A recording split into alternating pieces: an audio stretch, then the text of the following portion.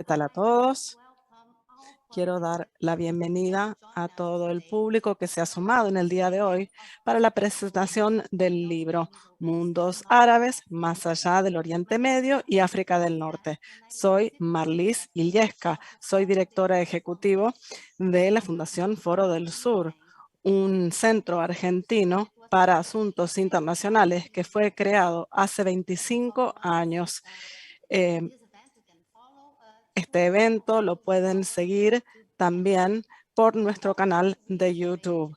Por otra parte, alentamos a todo el mundo a, por favor, apagar sus cámaras y micrófonos hasta tanto la sesión de preguntas y respuestas comience. Quiero agradecerles mucho al Instituto Socio ASPA y nuestros auspiciantes, el Digital Interpreter, Alada International, Alada Chile y también el Grupo de Trabajo de Claxo de Medio Oriente y África del Norte. Ahora es un placer para mí presentar al moderador de esta sesión, Jorge Araneda. Él es quien se encarga de las relaciones internacionales para Medio Oriente de la Universidad de Ankara. ¿Qué tal a todos? Quiero darles la bienvenida a todos a nuestro evento actual llevado a cabo por la Fundación Foro del Sur y el Instituto. Quiero repetir mi gratitud con el Instituto por haberme invitado a moderar este gran evento sobre el libro. Quiero que nos sigan, por favor, en nuestros medios sociales, en donde pueden encontrar más artículos, información acerca del evento actual y el evento futuro que estará organizado por Foro del Sur y el Instituto ASPA. Es un privilegio para mí presentar a nuestro orador invitado. Primero, tenemos a Mariana Al-Hassemi, que es profesora asistente del Departamento Robertson de Medios y Cultura en la Universidad de Virginia y se desempeñó como becaria de Carnegie en la Universidad de Carolina del Norte, Chapel Hill, y es investigadora asociada en la Escuela de Economía de Londres. También Claudia Joaquín, que es la vicedirectora de Investigación y Gestión del Conocimiento en el Centro de Negocios y Liderazgo Inclusivo en la Escuela Holahan de Negocios en la Universidad Americana de Beirut. También con nosotros nos acompaña Diogo Versito, candidato a doctorado de la Universidad de Georgetown. Él trabajó como corresponsal en Jerusalén para el diario Folha de San Pablo y él es el autor de su libro Brimos. Finalmente, y no por ello menos importante, tenemos a Yodor Halil, que tiene una maestría de la Universidad Americana en el Cairo, director fundador del portal El Intérprete Digital y miembro fundador del Instituto ASPA. Hoy se espera que nuestra sesión dure 1 hora y media y este es el formato que vamos a seguir. En primer término, voy a tratar de entrevistar en persona a nuestro invitado y luego voy a tomar preguntas que reciba de la audiencia. Para ser respetuoso de nuestros oradores y de todos los asistentes serán silenciados en sus micrófonos durante la presentación. Luego, si quieren hacer preguntas, lo pueden hacer a lo largo de la sesión a través del casillero de preguntas y respuestas. Por favor, compartan su nombre, afiliación institucional y ubicación. Ahora es un enorme placer para mí darle la palabra en primer término a Diogo Versito y luego a nuestro siguiente invitado que va a seguir en la sesión, que va a comentar acerca del libro, y también Halil, que va a presentar el contexto, Yodor Halil, que va a presentar el contexto de su propio capítulo. También quiero dar un agradecimiento a nuestro candidato al doctorado, Diogo Versito, y quisiera hacer esta pregunta después de haber leído este capítulo bastante interesante. En tu capítulo acordás o aceptás que hay una sobrerepresentación política de la comunidad libanés. ¿Podrías, por favor, explicar con un poquito más de detalle y explicar también cómo es que esto ha ocurrido. Luego, quisiera contener o recibir tu conocimiento más profundo. ¿Cuál es el impacto político de esta comunidad libanesa sobre representada? Este lobby árabe, este grupo de presión, ¿afecta las cuestiones nacionales y exteriores? Gracias, Jorge. Muchísimas gracias. Gracias por esta introducción. Es un placer para mí hablar acerca de este libro, particularmente acerca de mi capítulo.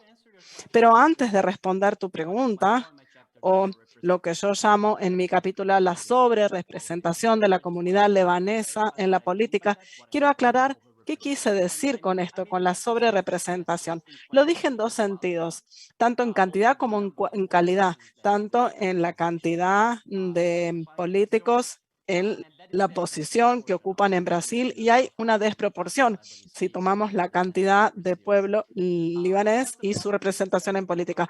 Obviamente el problema es que no se sabe a ciencia cierta cuánta gente de descendencia libanesa vive en Brasil. Es difícil decir en qué medida está sobrerepresentada la comunidad, pero voy a tratar de darles la idea más acertada que yo pueda. Conforme al gobierno brasilero, las estadísticas oficiales, hay entre 7 y 10 millones de habitantes de descendencia libanesa. Obviamente es indiscutible que la comunidad libanesa de Brasil es la más grande fuera del Líbano. Esto no tiene lugar a duda.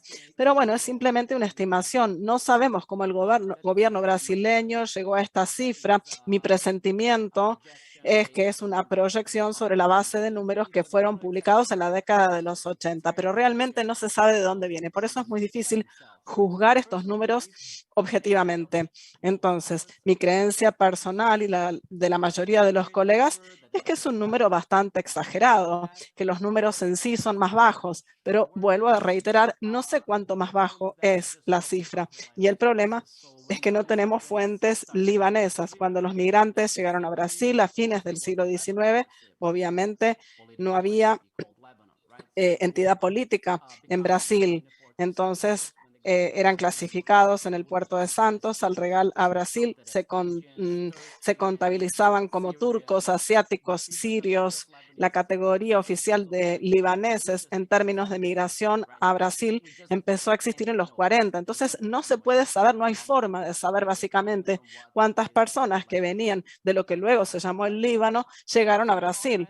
Entonces, hay algunas subestimaciones. Otros eruditos dicen que sería entre 100,000 o 150,000 personas de Medio Oriente en general migraron a Brasil desde 1870 en adelante. Pero de vuelta, todos son estimaciones. Pero incluso si tomamos este número, el número oficial, quiero decir, de 7 millones de personas de descendencia libanesa en Brasil, que vuelvo a reiterar, que considero una exageración, esto representaría 2% de la población brasileña. Pero si vemos la cantidad de políticos de descendencia libanesa en el Congreso, el número es mucho más grande. Por eso hablo de una sobrerepresentación. ¿Y cómo mido esto en el capítulo? Lo hago a través de el Grupo Parlamentario Brasil-Líbano. Es el Cáucaso libanés en el Parlamento. Y si vemos el último mandato que duró desde 2015 a 2019, había 35 miembros, lo cual en el Congreso brasileño total representaba 6% del Congreso. En este sentido, en esta aproximación, muy a grosso modo, es el doble del porcentaje de libaneses que representan que se representan en el Congreso. Esto es una proporción desproporcionada, pero esto nuevamente es muy difícil de estimar, pero también me interesa lo que es la calidad, qué tipo de posiciones estas personas de descendencia libanesa tienen en Brasil, y creo que la mayoría de ustedes saben que el expresidente de Brasil, Temer, es hijo de inmigrantes. Sus padres migraron de Tabura, una aldea en el norte del Líbano, tanto en el estado como en la ciudad de San Pablo. Tenemos muchos nombres de alto perfil. Paulo Maluf, por ejemplo, que fue alcalde y gobernador de San Pablo. También Fernando Haddad, y obviamente de procedencia libanés, Gilberto Kassab, también de procedencia libanesa en las últimas elecciones para la ciudad de San Pablo. Uno de los contrincantes principales era también hijo de migrantes libaneses. Entonces, esto nos da una idea de la posición. Hablamos de posiciones de muy alto perfil. Y perdón por tomar tanto tiempo para responder esta pregunta, pero quería dar un poco de contexto a aquello que digo para poder entender los marcos de mi capítulo. Finalmente, ir a la pregunta de cómo sucedió tal cosa. Básicamente, podemos hablar de Cruzy, que es muy influyente sociólogo, que él escribió tal vez lo más abarcativo en el 97 con respecto a la inmigración libanesa a Brasil. Hay varias cosas que ocurrieron. Los migrantes invirtieron mucho en educación, mucho más que otros grupos étnicos en Brasil en comparación con los italianos o españoles o alemanes.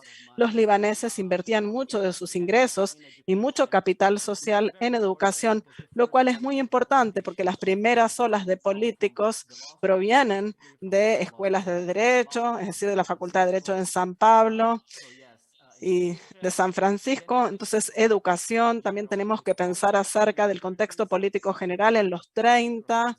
El dictador de Brasil, Vargas, de alguna manera estaba reclutando a muchas minorías étnicas para poder sopesar la oligarquía en San Pablo. Entonces fue un muy buen tiempo como descendiente para migrantes libaneses poder meterse en política. Había muchos vacantes, por decirlo así. Y por otra parte, otra cosa que quiero mencionar, los migrantes árabes trabajan, obviamente, a fines del siglo, en un periodo en particular, básicamente en un puesto que implicaba estar en distintos territorios, en todos los distritos. Por esto explica la sobrerepresentación. Me refiero a la política nacional en el caso de San Pablo, pero también tenemos políticos de procedencia árabe en el país entero. Así que bueno, creo que estas son las razones principales que puedo aludir. Creo que es muy interesante considerar la evolución, la dinámica dentro y fuera de la comunidad. Cómo es que la comunidad invirtió en sí misma, por un lado, en lo que se refiere a los números reales, en lo que se refiere a la población, pero por otra parte también cómo utilizaron la maquinaria del Estado y cómo el Estado jugó un papel tratando de utilizar a los inmigrantes, y los inmigrantes también usaron este rol para sí mismos. Es decir, es un camino de ida y vuelta, ¿no? Por esta razón, en la segunda pregunta, o bueno, tratando de profundizar en el capítulo, de analizarlo con más profundidad, de qué manera es que este grupo de presión, este lobby árabe, afectó las políticas nacionales y extranjeras, las domésticas y extranjeras, vis a vis o en comparación con lo que es, bueno, el intercambio con el Estado. Gracias, Jorge, qué buena pregunta. Es algo que me suelen preguntar en mucha medida y creo que la respuesta es muy compleja y no estoy seguro de tener una respuesta definitiva. No quiero generalizar demasiado, pero sí tengo ciertas ideas. En primer término, sí, creo que tenemos varios ejemplos acerca de esta comunidad sobrerepresentada que impacta las políticas nacionales y extranjeras. Tal vez en este sentido no esté de acuerdo con estudios previos. Tenemos muchos eruditos que dicen que no hubo impacto. Yo digo que sí hay impacto y doy ejemplos en mi capítulo. Uno de los ejemplos interesantes en mi capítulo es la legislación local que la comunidad sirio-libanesa impulsó. Hay muchas leyes locales en San Pablo que tienen que ver con calles en la ciudad o plazas que tienen nombre en homenaje a las comunidades. Por ejemplo, Mar la plaza de San Pablo, también la plaza Selim Mohammed y también una de Siria, o la musulmana, tenemos propuestas para crear días nacionales, para celebrar la independencia de los 40 o la independencia libanesa. Hay muchos proyectos de ley, propuestas de ley, medidas legislativas que tal vez no tienen gran impacto, pero que dicen mucho de esto. Y algo que me parece muy importante tiene que ver con cómo los libaneses, los sirios o el origen árabe de estos políticos ha jugado un rol central en sus trayectorias. El mejor ejemplo es el de Paulo Maluf. Paulo Maluf es probablemente uno de los políticos más famosos del Brasil. Él es el hijo de Sarim Maluf, que inmigró a Brasil a principios del siglo XX. Y Pablo Maluf fue alcalde, gobernador de San Pablo, se postuló a la presidencia.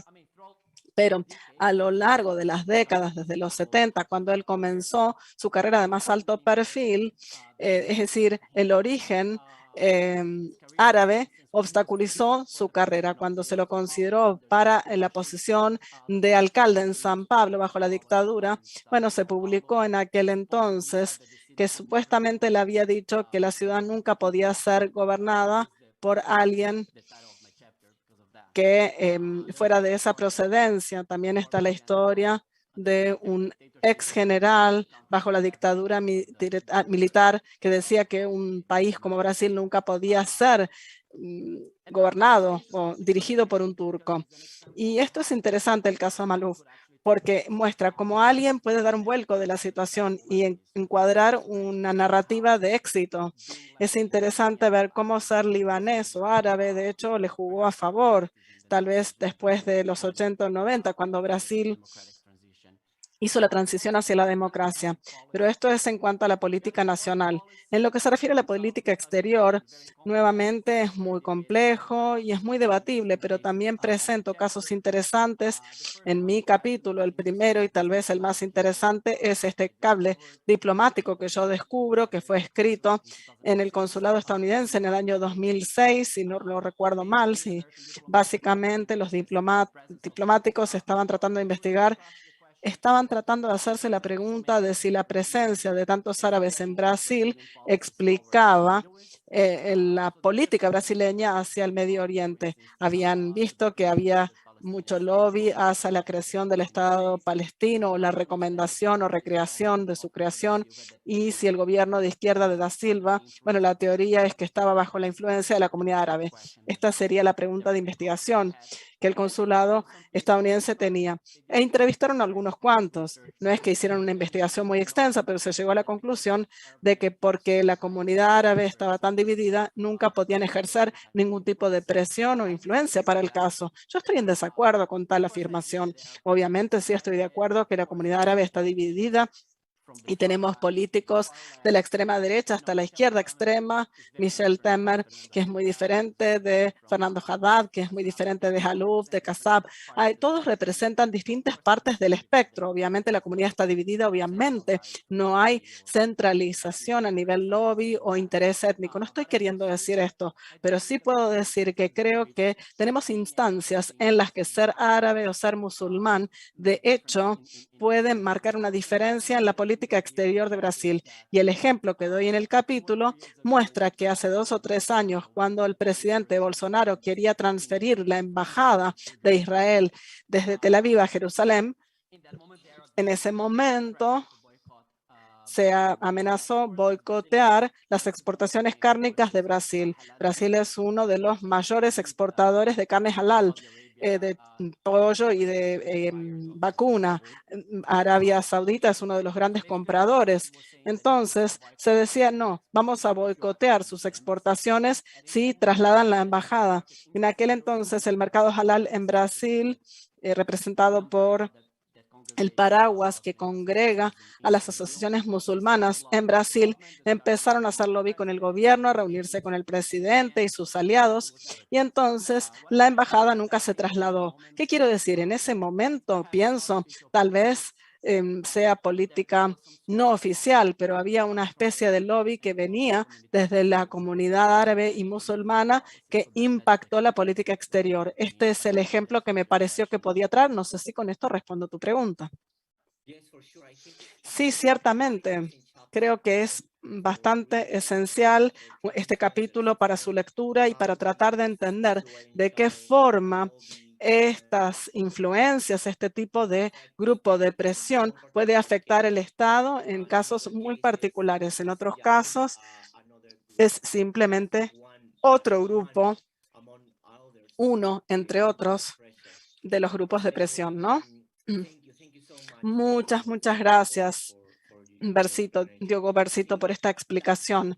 Creo que este debate activo el chat probablemente con otras preguntas dirigidas a ti con respecto a la sobrerepresentación y este tipo de temas que se refiere a la comunidad libanesa dentro del Brasil.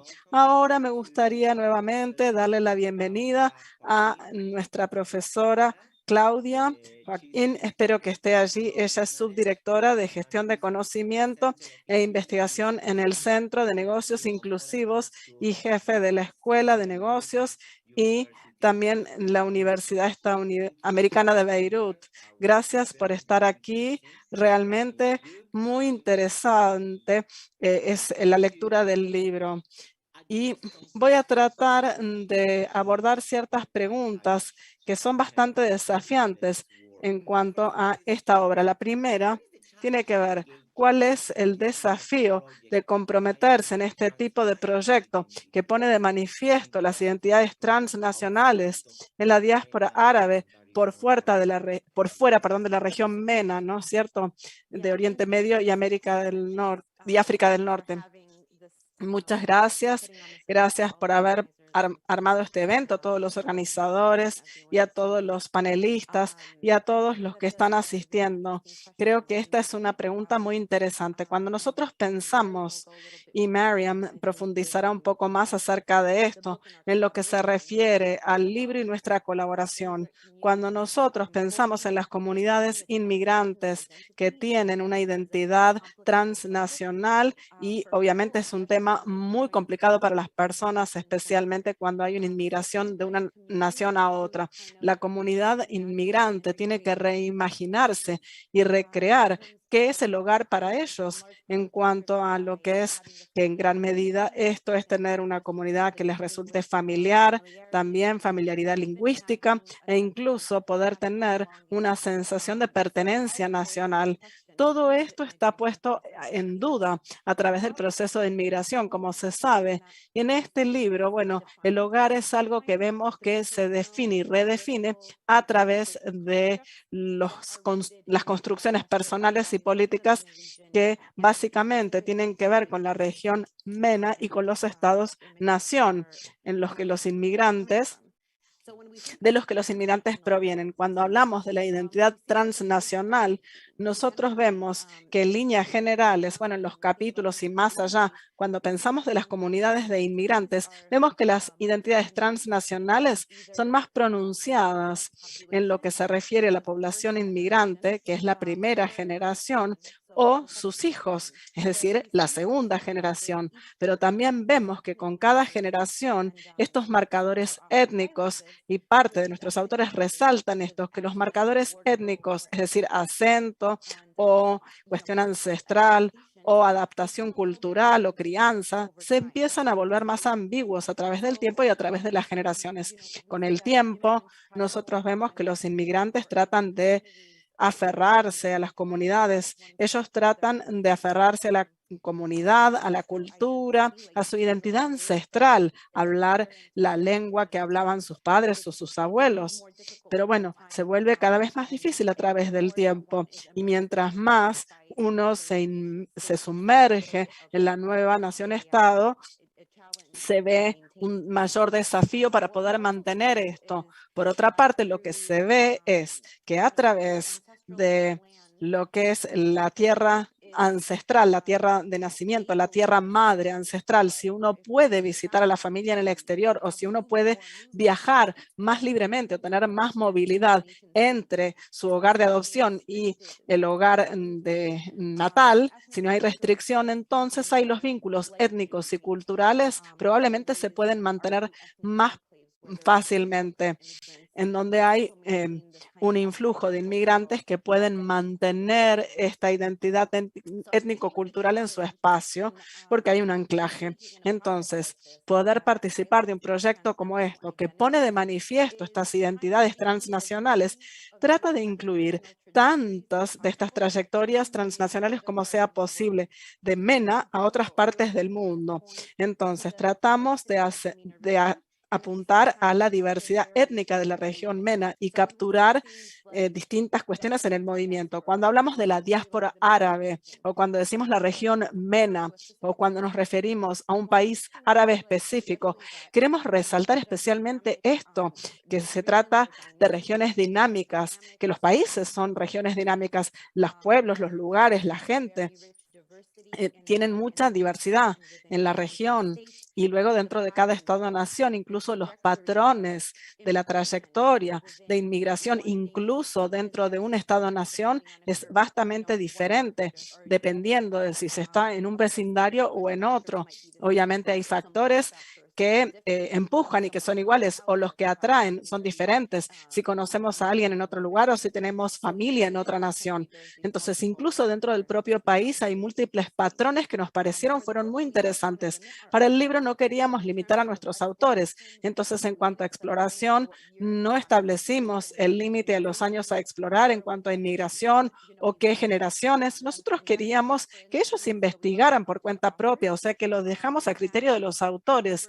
Y nosotros trabajamos y fuimos muy sorprendidos agradablemente, ¿no? Por muchos de estos capítulos con lo que se presentó y lamentablemente tuvimos que rechazar algunos capítulos, pero la experiencia de leer todos estos capítulos nos dio más seguridad de que el trabajo no solamente es importante, sino que es oportuno y necesario para poder echar por tierra esa cuestión monolítica de pensar en el mundo árabe o el Medio Oriente, en África del Norte. Hay que desenmarañar lo que esto significa. Tenemos que tratar tantos bemoles, tantos matices como sea posible a las comunidades árabes y musulmanes en distintas ciudades, en distintos países, en distintos momentos históricos. Y ahí a los autores les dijimos que den un marco de inmigraciones, de asentamientos. Bueno, algunos capítulos ponen más de manifiesto los asentamientos y no tanto la historia del patrón de inmigración. Qué interesante. Y varias investigaciones, varios investigadores cuando estudiaron la diáspora, la migración o los temas de la diáspora o los migrantes magiar en la parte de América del Sur o en América del Norte en particular, siempre ellos lidian con estas complejidades de distintas capas entre las generaciones, el idioma, el país de origen, distintos abordajes. Por esta razón, mi segunda pregunta tiene que ver con lo siguiente. Hay un interés increciente en el estudio de este tema que es complejo. Entonces, ¿cómo es que este libro aborda esta cuestión que lidia con el abordaje de interdisciplinariedad, en el sentido de que desde la universidad también y el espacio académico se puede decir, bueno, muy bien, esta es la mejor forma de hacerlo, pero es un desafío en un cierto sentido. Entonces, ¿cómo se aborda esto? Bueno, no sé si hay una mejor forma de hacerlo, simplemente distintas formas de hacerlo o de abordarlo. Yo realmente no sé si exista como un borrador a seguir, pero bueno, yo creo que, bueno, primero quiero decir lo siguiente. Los académicos tratan de estar en compartimentos estancos, en un departamento y en otro. Nosotros queríamos derribar las paredes, pero el estudio de cuestiones de identidades étnico-religiosas y migración, bueno, es complejo por derecho propio. No creo que los temas árabes sean más o menos complejos para el caso que de ningún otro grupo étnico. Somos tan complejos como cualquier otro grupo étnico. No hay excepcionalismo en este sentido.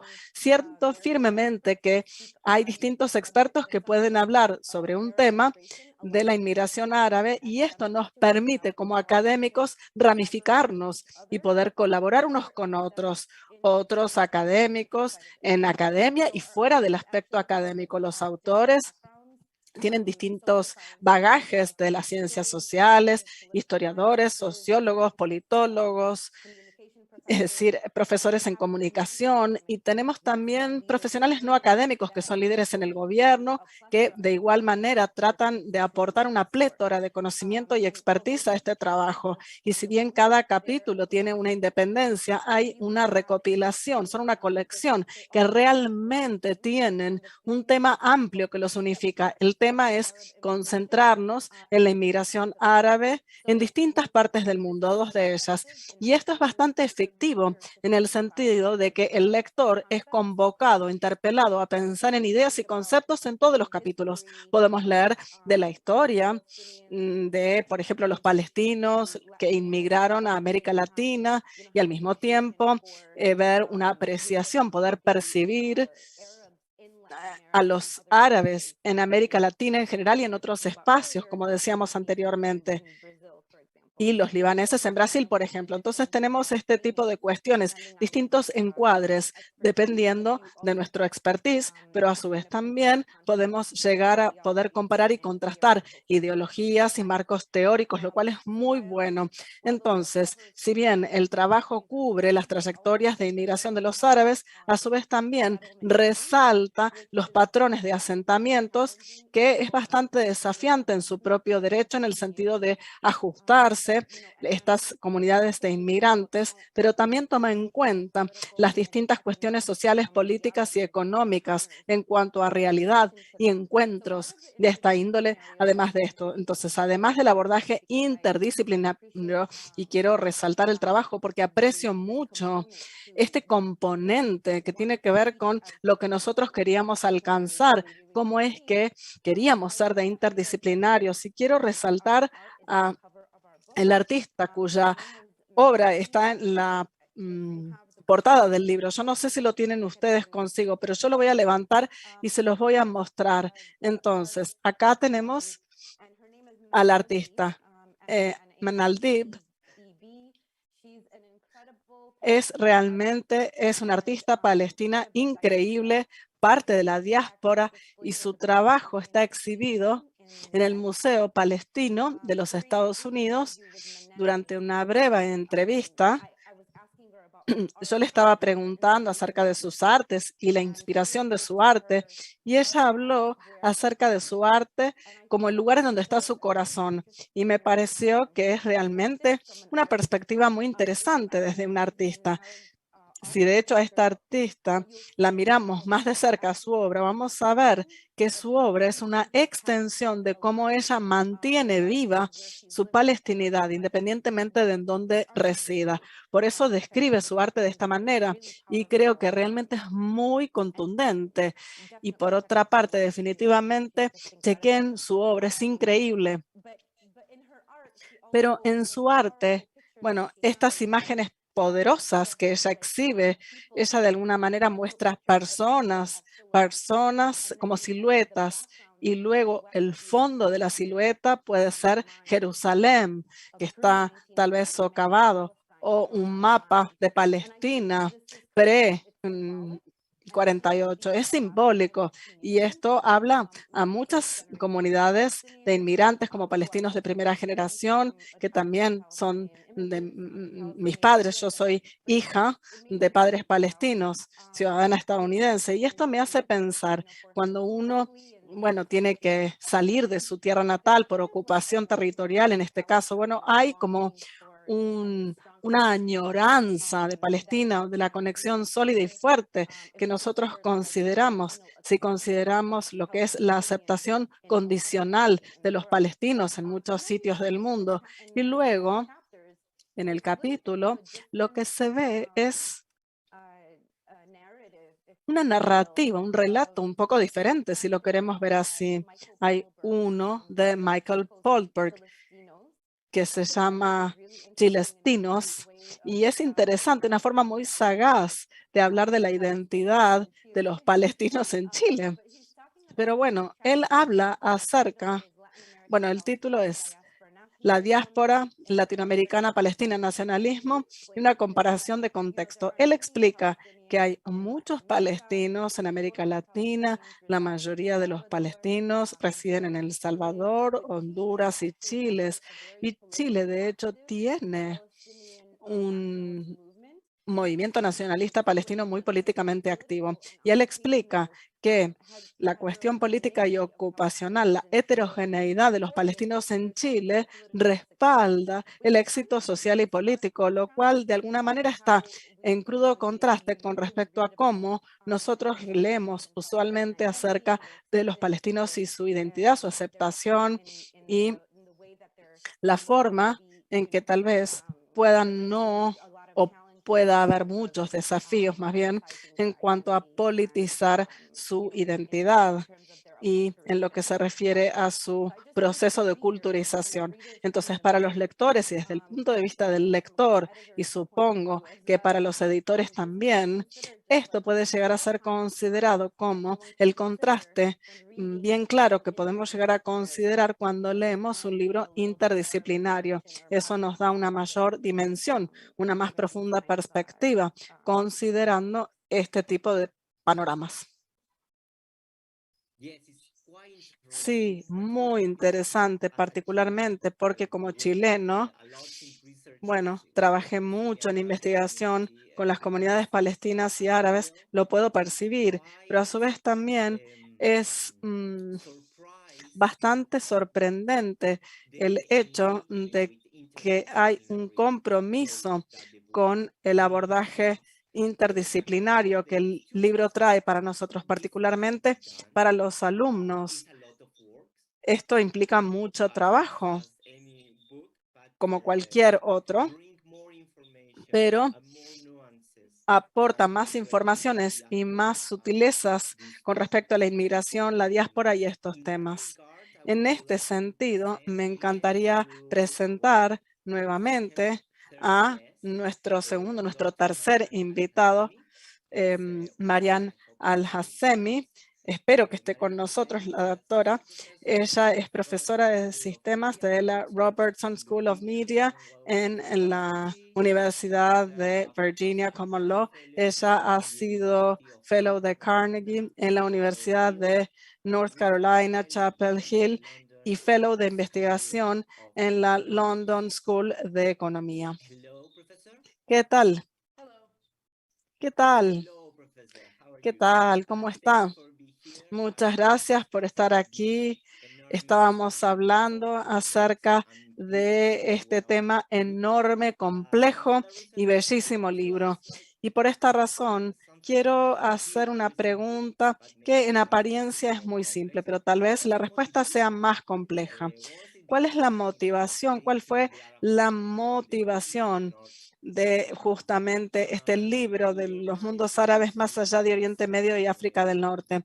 En su mente, cuando hablamos de este proceso de edición o finalización del libro, ¿alcanzó la finalidad que tenía en mente previamente? Muchas gracias, gracias por invitarnos. Qué bueno estar acá. La oportunidad es mi primera vez de poder ver a algunos de los autores del libro, así que es maravillosa esta oportunidad y quiero agradecer a todos quienes han organizado, panelistas, organizadores. Es un placer y un privilegio poder hablar de este libro con ustedes. Entonces, para empezar, cuando hablamos de motivación, la motivación es algo muy personal. Entonces, si está bien, yo voy a hablar acerca de la motivación personal o ideas personales. Primero, quisiera hablar acerca de mi formación profesional. Yo soy una erudita en comunicaciones. Yo me concentro en comunicaciones internacionales. Creo que realmente tiene sentido. Yo crecí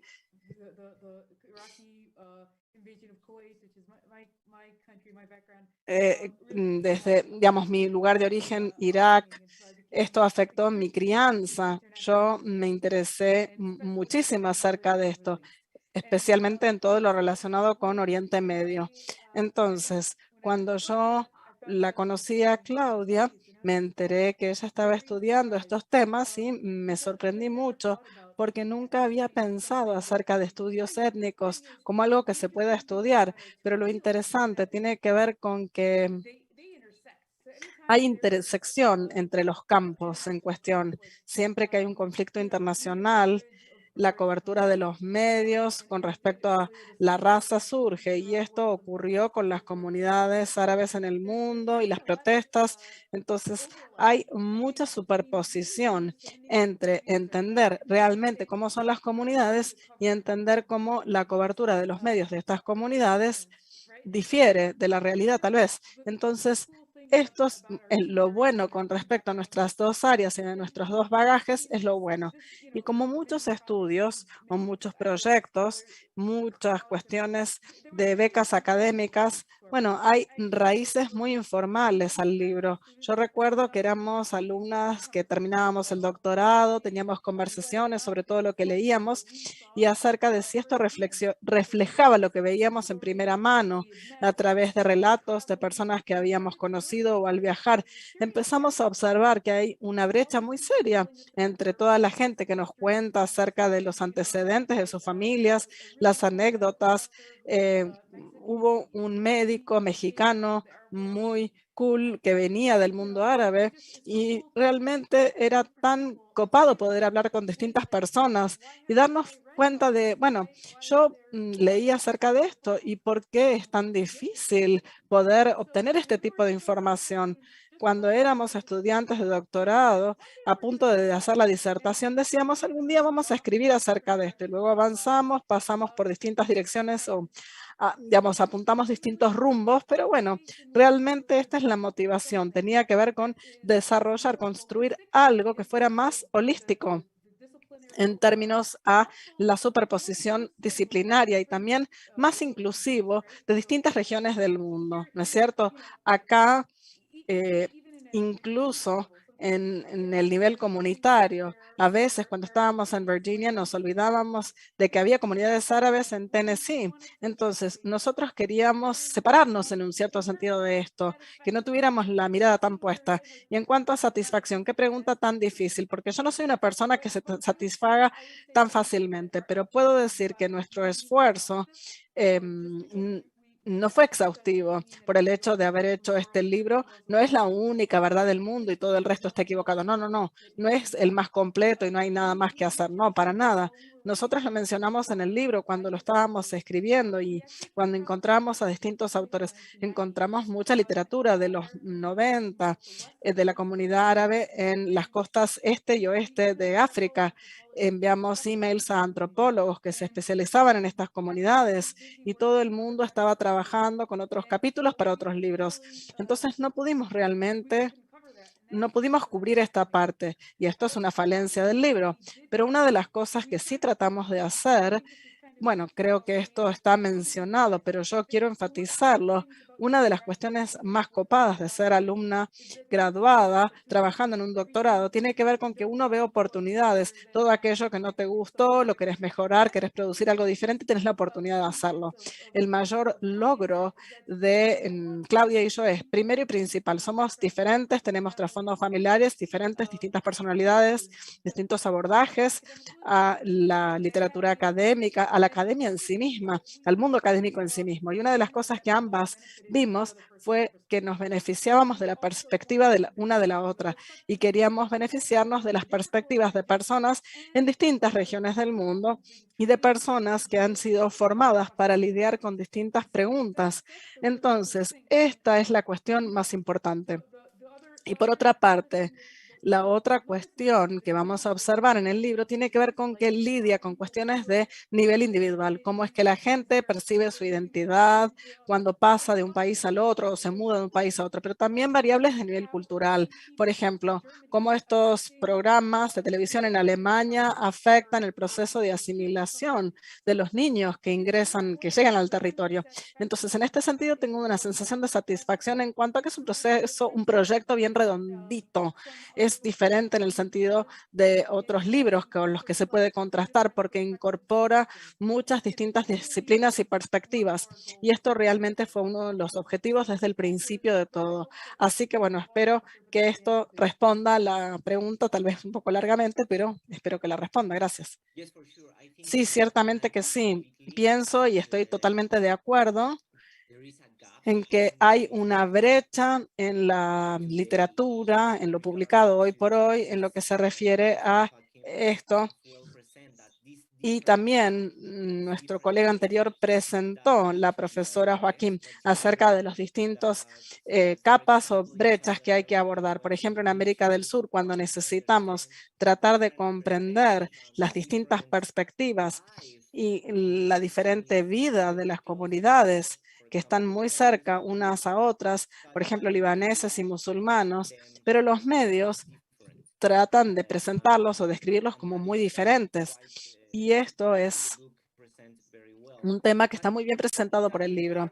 Pero en este sentido, trataría de, si me permite, profesora, preguntarle otra cosa. ¿Cuál es la brecha en lo publicado con respecto a la diáspora árabe y su identidad árabe, perdón, su identidad árabe dentro de la región MENA? No solo que usted, sino los autores trataron de percibir en este libro, que tal vez no existía allí y que el libro trató de abordar. Gracias. Entonces, nuevamente, mi respuesta tal vez sea un poquito personal en naturaleza. Tengo dos abordajes para responder esta pregunta. Empezamos tal vez por el más objetivo de poder mirarlo. Entonces, la brecha en la literatura muestra que yo creo que a veces cuando leemos acerca de comunidades árabes, a veces la gente utiliza nacionalidades, cuál es su origen, si es sirio, libanés, palestino, a nivel comunidad. Pero a su vez también está otra forma de pensar acerca de esto. Hay una comunidad árabe en Argentina, en Singapur, y en algunos lugares estas comunidades siguen existiendo. Y en ciertos lugares como Cuba, su comunidad ya no tiene demasiada presencia. En los Estados Unidos, la gente se asimila y pierde contacto con sus raíces. Esto va difiriendo, esto tiene que ver con la sociedad en sí misma y a veces tiene que ver con la sociedad de origen, porque es que te tenés que ir, si la migración es forzada o no. Entonces, hay muchos factores diferentes. En este capítulo en particular, yo voy a volver a referirme al hecho de que nosotros cubrimos muchos países diferentes. Son 4 capítulos que lidian con América Latina, pero también hay otros que tienen que ver con Europa, Francia, Alemania. Hay algunos capítulos que tratan con respecto al dolor de los niños que tienen que crecer conciliando las distintas identidades culturales en una tierra nueva. Hay un capítulo con respecto a las reglas y cómo cambian cuando se migra de un lugar a otro. Cada capítulo tiene un énfasis propio, o sea que se basa en qué factor se estaba pensando, en la ubicación o lo que fuere. Y creo que este es el hecho de que exista este tipo de mirada holística que faltaba hasta el momento. Y tiene sentido, creo yo, cuando ponemos el enfoque en una comunidad. Bueno, esto cubre un lugar en particular, pero realmente es como que estamos orgullosos de poder unificar a la gente, no solamente sobre la base de dónde están ubicados o qué es lo que están estudiando, en lo que se refiere a qué preguntas puedan estar estudiando, sino que también estas personas tienen distintos trasfondos profesionales. Tenemos diplomáticos también de carrera que han trabajado en este libro. Hay 2 capítulos diferentes. Tenemos como mínimo un autor que no es enteramente académico también. Entonces hay mucha crítica sobre la academia acerca de que tal vez es algo que no interactúa con el mundo real y que está muy distante. Por eso es que quisimos cerrar esta brecha también. Y en lo que se refiere a la respuesta más personal a la pregunta, ¿qué tratamos de hacer con este libro en cuanto a cerrar la brecha? Te soy completamente honesta. Cuando yo tengo un problema, lo primero que hago es ir a la biblioteca y leer. Hay generaciones de árabes que van a bibliotecas y que no encuentran libros que reflejen sus realidades. Y tenemos que recordar que hasta hace poco tiempo hubo muchas guerras en la región en donde la gente tuvo que escapar. Entonces, tenemos personas que tal vez ni siquiera tengan la posibilidad de haber ido a la universidad, pero espero, y es una esperanza sincera, que los lectores individuales, alumnos o personas que van a la biblioteca puedan entender el mundo que los rodea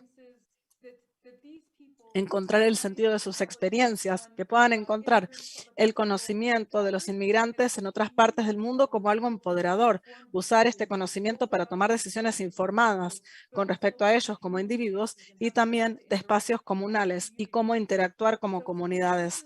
Entonces, acá estamos frente a, bueno, yo dije que las respuestas a las preguntas son un poquito personales, pero bueno, esperemos que justamente se puedan sortear estas brechas para poder tener una llegada a distintos grupos de personas.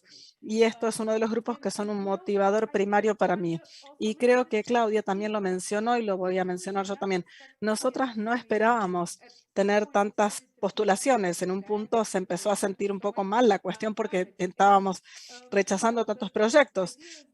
La idea es que había tantas cuestiones bien investigadas, ideas tan oportunas que, bueno, tuvimos que elegir aquellas que se conectaban bien y que eran lo suficientemente diferentes entre sí para poder tener una perspectiva más holística.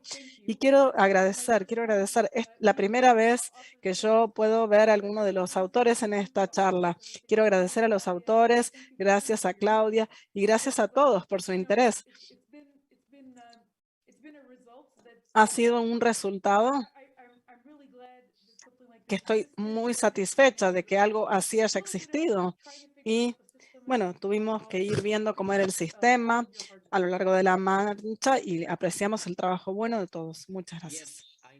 Sí, estoy completamente de acuerdo. Después de haber leído el libro, tuve el placer de hacerlo y realmente como investigador de la diáspora árabe en América del Sur en particular, pienso que una obra como esta, en lo que se refiere al espectro amplio, los campos, los distintos campos, creo que fue algo o es algo que los alumnos, tanto como las comunidades en sí mismas, van a apreciar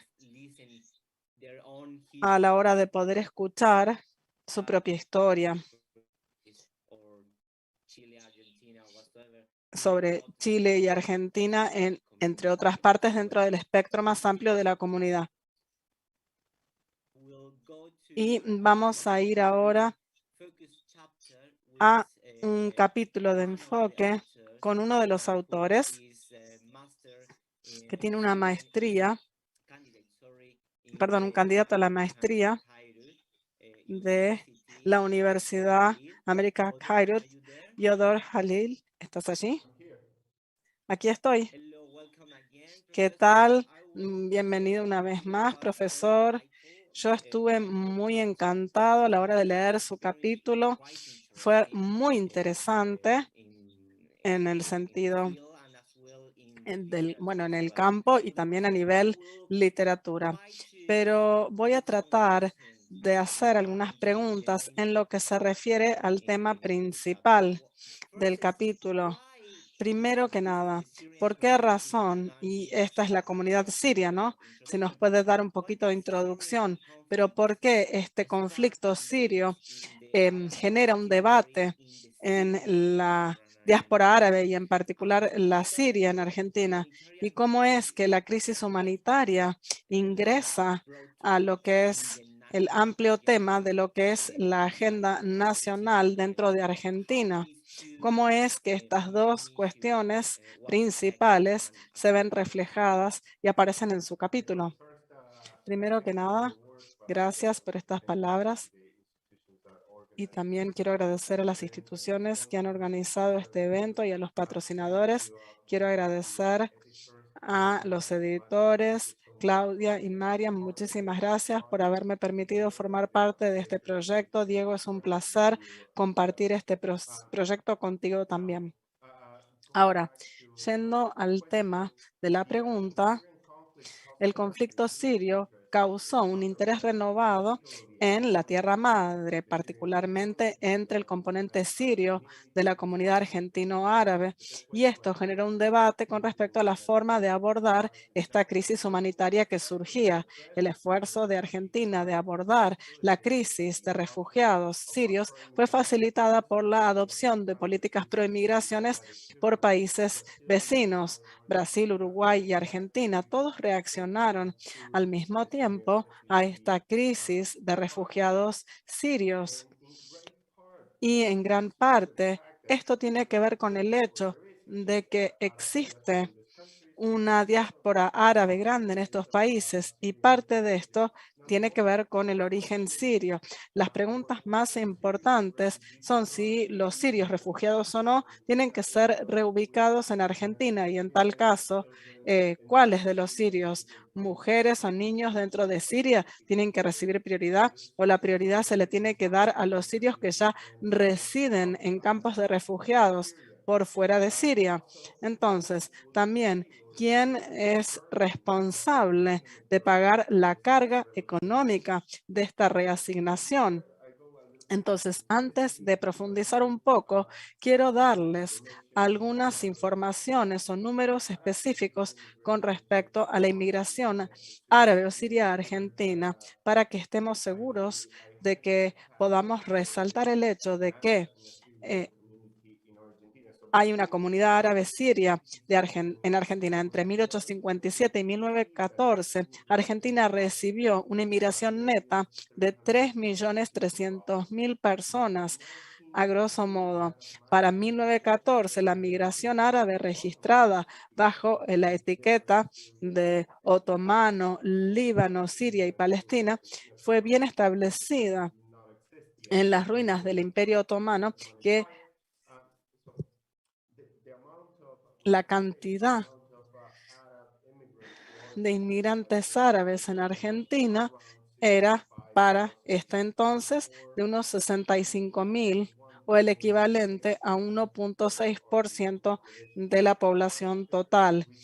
Después de recibir o después de analizar parte de los documentos fundacionales de las instituciones argentinas árabes, que se establecieron durante los 20, uno puede rastrear los orígenes de esta temprana diáspora y podemos ver que vinieron de distritos de Alepo, Al-Tal, Al-Qutalfa, Al-Nabd, Homs y Damasco.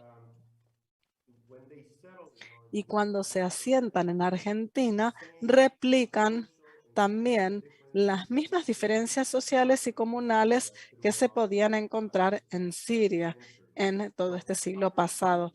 Después de llegar a su punto cúlmine durante fines de los 20, la inmigración árabe entró en declive. Sin embargo, las raíces de comunidad argentina árabe ya estaban bien arraigadas y sus frutos podían generar lobby en el gobierno argentino para una respuesta a la crisis de refugiados sirios posterior a 2011. Para el momento en que el conflicto sirio comenzó, el gobierno de izquierda dominante en América del Sur estaban es decir, su ideología política estaba proclive a incluir causas de derechos humanos o demandas que tenían que ver con derechos humanos o con crisis humanitarias. Entonces, esto facilitó la incorporación de la crisis de refugiados sirios en la agenda pública. Entonces, la elaboración e implementación de políticas humanitarias en Argentina para abordar esta crisis de refugiados sirios no estuvo solo facilitada por el hecho de que había una diáspora sino que, en Argentina, sino también que había una ideología regional receptiva en el gobierno. A lo largo de mi capítulo, lo que yo hago es analizar primero la historia de la inmigración árabe. Yo analizo la historia de esta inmigración en Argentina, la representación del conflicto sirio en los medios argentinos y finalmente los orígenes, implementación y reformas de esta visa especial, lo que se conoció como Programa Sirio, la política que se implementó en 2014 para abordar no solamente el conflicto, sino para ofrecer una respuesta a la demanda de la diáspora siria en Argentina. Excelente. Hay mucha información y en el capítulo sería muy importante poder llegar a esto, pero en la pregunta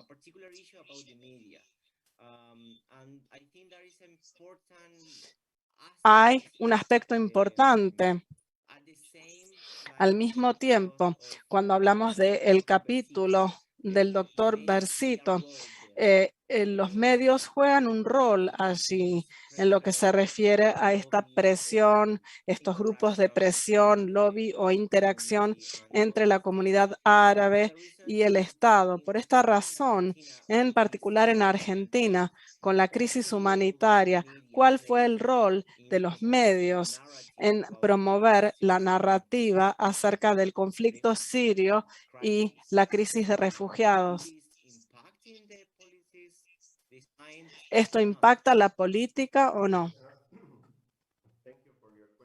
Gracias por la pregunta. Es realmente muy interesante. Y de hecho, el hecho es que el conflicto sirio llevó la atención de los medios argentinos, en parte gracias a una mezcla de las características propias del conflicto. Grandes poderes estaban involucrados en el conflicto y también había un gran nivel de violencia. Esto llamó la atención de los medios argentinos y también de los medios occidentales. Y como dije,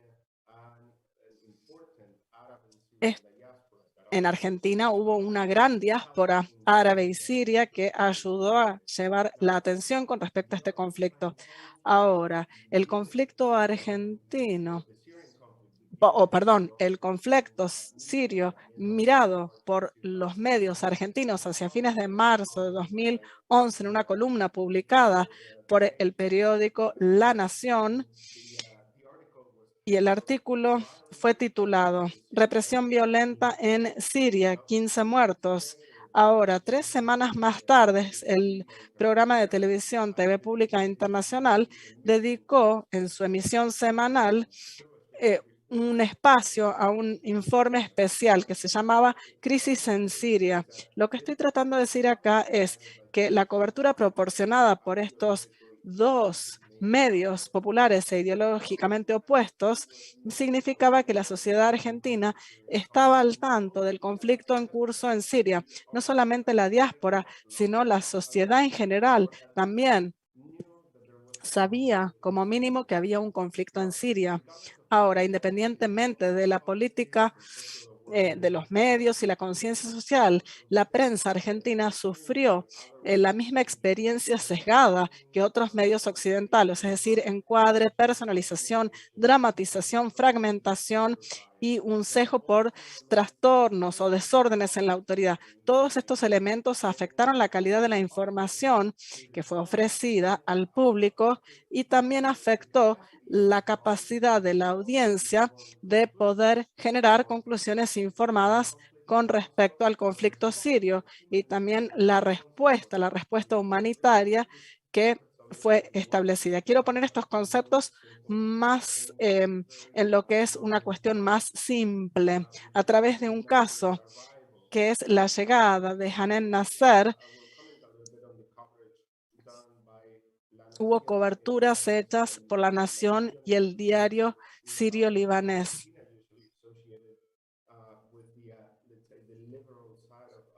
asociado con el lado liberal de la sociedad, especialmente en economía y política. El diario La Nación y el diario sirio-libanés es un diario árabe. Y entonces, en julio 17 de 2004, La Nación abrió su artículo sobre la llegada de Hanen con la siguiente oración. Hanen Nasser tiene 24 años y salió de su país nativo. Salió de la Siria tan revolucionada para forjarse un futuro en Argentina gracias de la ayuda a una amiga con un apellido similar que ella conoció online. Estos son citas textuales. Ahora, al día siguiente, el diario sirio-libanés comenzó su cobertura diciendo, y vuelvo a citar, el viernes a la noche, Nasser, la siria Hanen Nasser, 24 años, llegó a Argentina después de 7 meses de procedimientos interminables y más de 20 horas de viaje para dar un vuelco a la página de su vida en la historia. Y acá sí cierro la cita. El punto acá es que Incluso cuando La Nación y el diario Sirio Libanés abordaron distintas audiencias y promovieron perspectivas opuestas con respecto al conflicto, ambos se comprometieron en el mismo sesgo, en un esfuerzo en hacer que la noticia cuadrara dentro de una narrativa cargada de política. Entonces, a la audiencia le faltaba información como para poder llegar a conclusiones y poder tomar medidas en la faz de este conflicto de índole humanitaria, por crisis humanitaria. Obviamente, la cobertura de la llegada de Hanen a Argentina ayudó a mal informar a la audiencia acerca de la crisis de refugiados sirios, y esto encuadró la llegada de ella dentro del conflicto sirio, personalizando la crisis de refugiado en su persona y dramatizando el evento, concentrando en el sufrimiento de Hanin,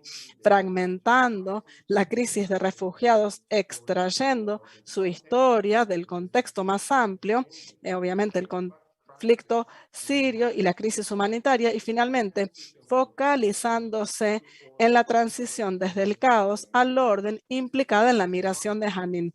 Este es simplemente un ejemplo de tantos otros.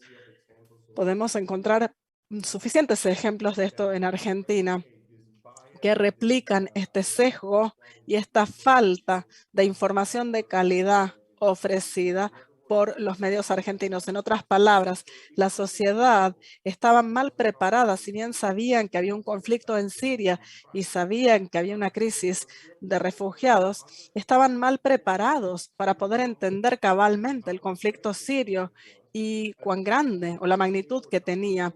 Y tampoco estaban preparados porque no tenían la información necesaria para poder dar respuesta a la crisis de los refugiados. Estaban incluso menos preparados para hacer lobby al gobierno para lograr políticas efectivas. Esto no se aplica solamente a la sociedad, sino a la comunidad árabe y a la siria en particularmente. Además, deja esta cuestión abierta a lo que son actores compactos y bien organizados que desean reformar el programa sirio y limitar la inmigración siria a la Argentina. Entonces, a través de mi análisis, lo que se ve es que la cobertura de los medios del conflicto y de la crisis humanitaria no ofreció información de calidad para la sociedad en general y tampoco para los funcionarios de gobierno. Sí, seguramente. Creo que es bastante complejo, no solamente la crisis humanitaria, sino también de qué manera la comunidad árabe digiere los asuntos exteriores de su propio país, particularmente cuando tienen que lidiar con periódicos que en su mayoría, bueno, eh, los pueden leer en sus idiomas originales y con todos estos filtros. Y entonces, ¿cómo se puede comprometer en política exterior o en tratar de poder tomar mayor impacto en su propio estado, en particular cuando hay tantos grupos? Seguramente esto fue uno de los capítulos más interesantes en mi punto de vista personal, tal vez, perdón por esta apreciación tan personal.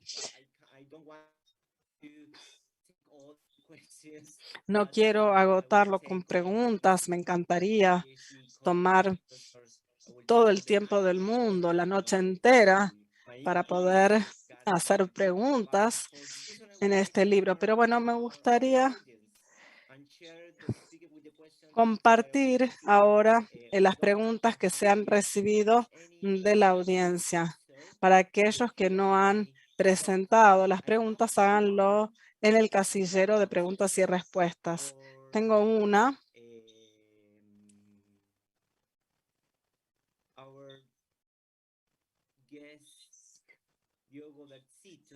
para Yodor. Bueno, hay dos preguntas, voy a empezar por una. Una tiene que ver con la sobrerepresentación. Para Diogo, perdón, para Diogo Versito.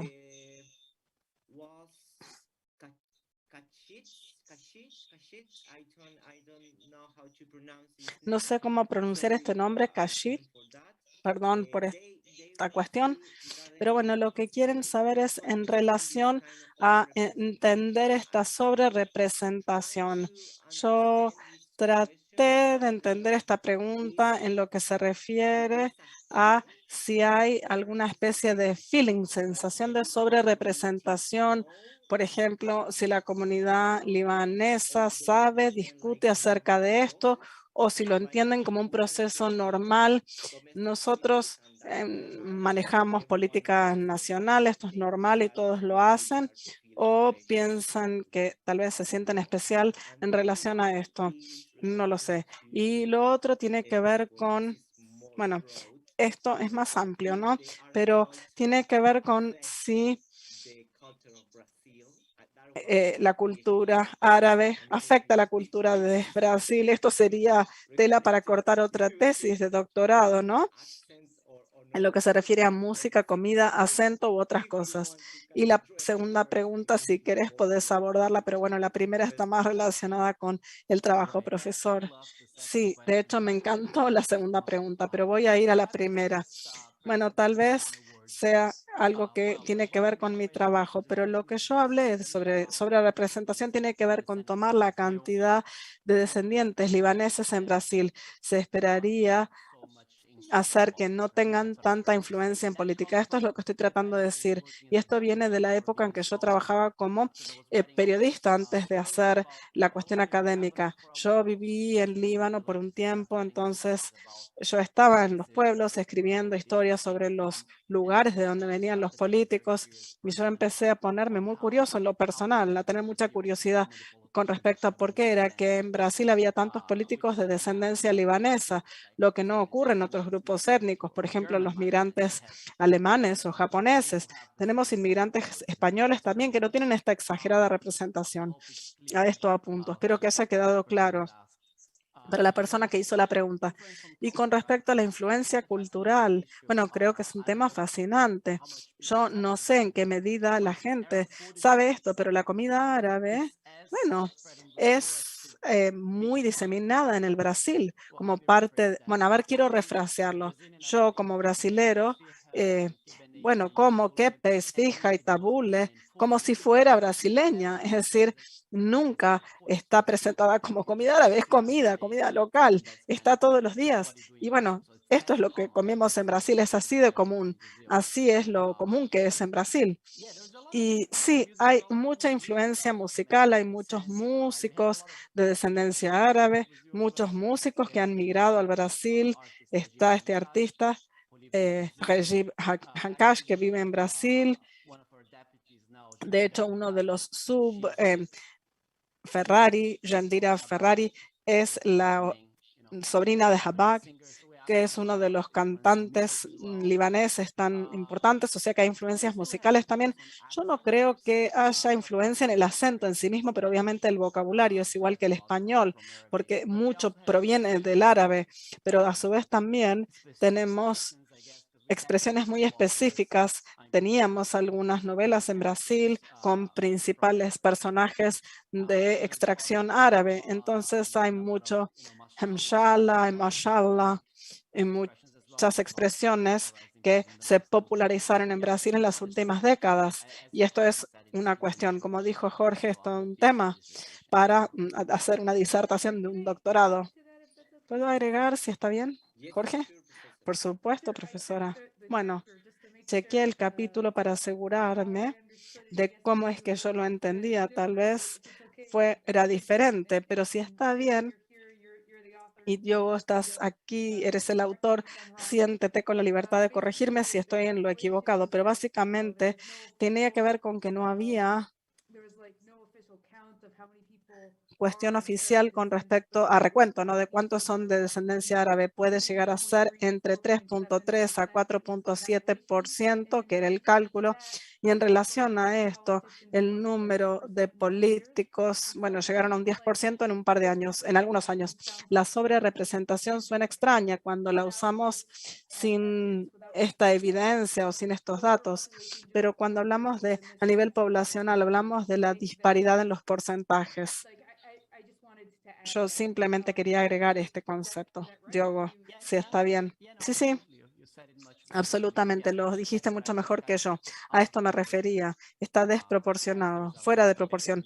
Tal vez haya un obstáculo en mi expresión lingüística, pero bueno, es exactamente lo que dijo Mariam. Tiene que ver con que no hay equiparación o hay desproporción en este sentido. Sí, particularmente porque en Chile también tenemos el censo no oficial.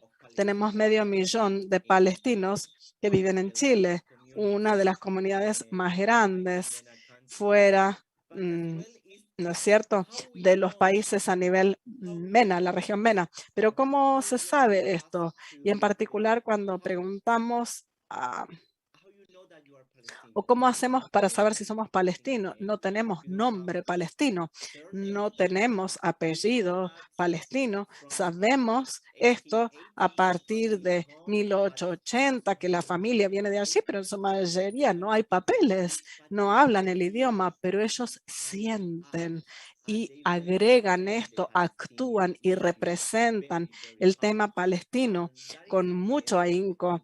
Y esta es la cuestión que me parece que el libro aborda también en la diáspora, ¿no es cierto? En la diáspora magia, qué tipo de capas se ponen de manifiesto y con este relato, esta narrativa de las comunidades en sí mismo, cuando hablamos de los medios que rodean la cuestión y también ciertas cosas que desconocemos, pero que existen allí y que necesitamos estudiar y que necesitamos resaltar porque son importantes, no solo para las comunidades en sí mismo, sino que porque esto forma parte de la historia sudamericana. La diáspora árabe forma parte de nuestra historia, la construcción, la conformación de nuestra nacionalidad y de nuestra historia como Estado en sí mismo. Entonces, no hay extranjeros ya, sino que formamos parte o esto forma parte de nuestra propia historia y estoy hablando en cuanto a chileno también. Y por esta razón es que pienso y que recomiendo mucho la lectura de este libro porque van a encontrar y bueno, van a perderse entre toda la información y tal vez también se puedan encontrar en algunas de las páginas, ¿no? En este maravilloso compilado o recopilación. Quiero hacer una muy mala pregunta, muy desagradable. ¿Será posible ver una segunda edición? ¿Hay alguien que pueda perder más noches sin dormir trabajando para una segunda edición? Nos encantaría verlo. Mariam y yo hablábamos acerca de esto. Es decir, todo el libro podríamos tener volúmenes para la diáspora árabe en cada continente. ¿Entendés a lo que voy? Es decir, el tema es tan rico que podría ser increíble poder ver una cosa que no capturamos, como dijo Mariam anteriormente, son los patrones migracionales al África. Sería realmente increíble. Lamentablemente, no pudimos capturar esto en esta edición, este volumen, pero esperemos que esto encienda la llama del interés entre otras personas y tal vez nosotros mismos en algún punto, no lo sabemos por ahora. Mariam, mi respuesta es definitivamente no el año próximo, ¿eh? De hecho, es mi segundo libro y después del primero les prometí a mis amigos que nunca iría a un segundo y ocurrió.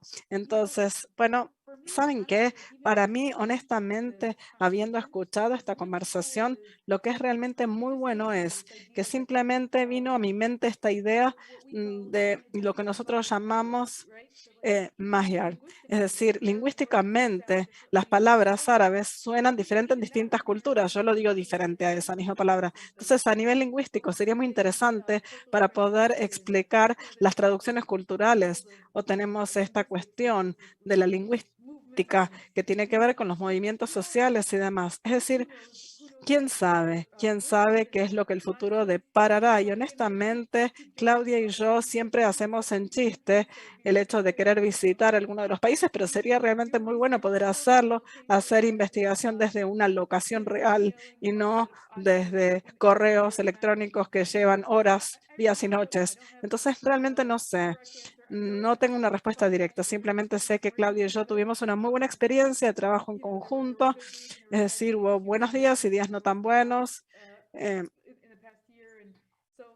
estuvo en Beirut en el año pasado, justamente en el revuelo, y bueno, pero el tiempo lo dirá. Pero gracias por esta pregunta. Sí, por supuesto.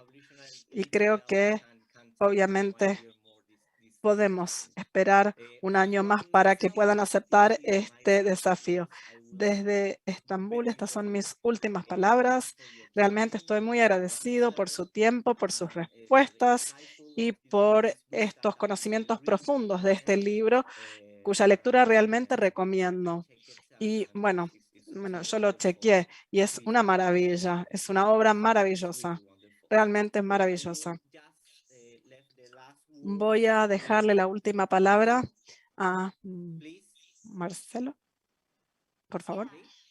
A Marlis, perdón. ¿Qué puedo decir? ¿Qué puedo decir? Tengo que agradecer muchísimo a todos por haber asistido a este debate apasionado. Espero que hayan disfrutado, al igual que yo, esta reunión. Me encantaría felicitar especialmente a los editores y autores. Ciertamente es un aporte sumamente importante a estos estereotipos que se han construido para poder tratar de desarrollar un verdadero diálogo y una verdadera comprensión acerca del mundo árabe. Pero bueno, Marian y Claudia, olvídense completamente de su promesa. Estamos esperando por el siguiente libro y también por la presentación de este libro a nivel grupo increíble. Si hay alguna otra pregunta con respecto a este programa y acerca de lo que se hace, pueden visitar nuestra página web forosur.org.ar. Y bueno, esto es todo. Estamos esperando los ansiosos para el siguiente evento. Muchas gracias por haber formado parte de este recorrido bello e increíble. Nos vemos. Gracias. Hasta luego.